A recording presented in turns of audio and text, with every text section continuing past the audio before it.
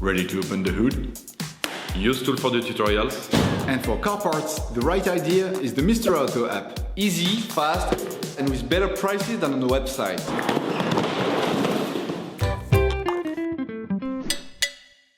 You will find the bulk shock absorbers used in the video exclusively on the Mr. Auto website and through the link in the description. Turn your engine off and pull up the handbrake. Loosen the rear wheel studs. Lift the rear of your vehicle.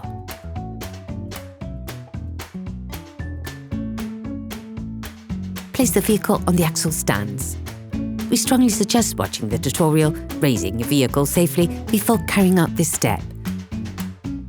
To change the back shock absorbers on your vehicle, you need to remove the wheels to gain full access to the suspension system. Don't forget to slide the wheel under the vehicle.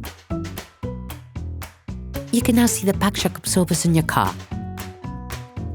As the components to be removed are very often seized up, don't hesitate to brush and to use penetrating oil to facilitate the operation.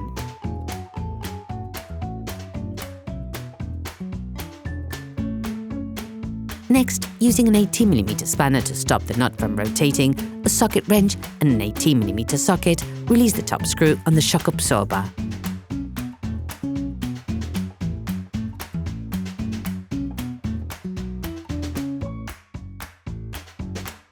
With a socket wrench, a 21mm socket and a 21mm spanner, remove the lower holding screws on the shock absorber.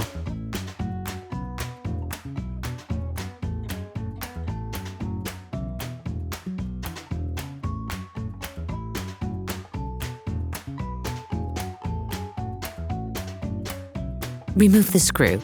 You can use a pin punch to help you remove it.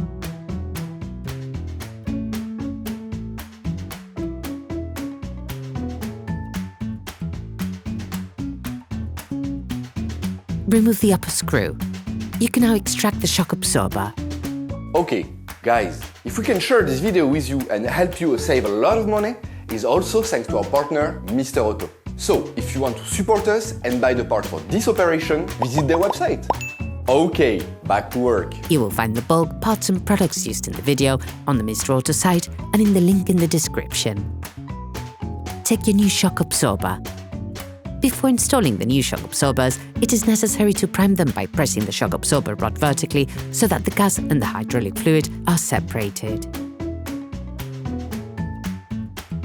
Put the new shock absorber in place using the upper part. Roughly put the upper retaining screw back in place. Use the jack to bring the lower part of the shock absorber close together so that the fixing screws can be fitted.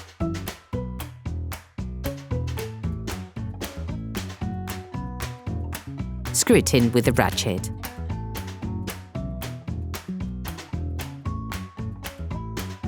Tighten the top screw until it makes contact.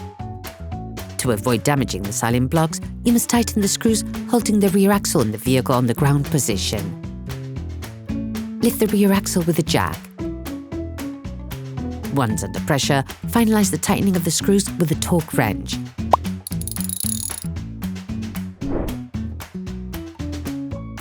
Remove the jack.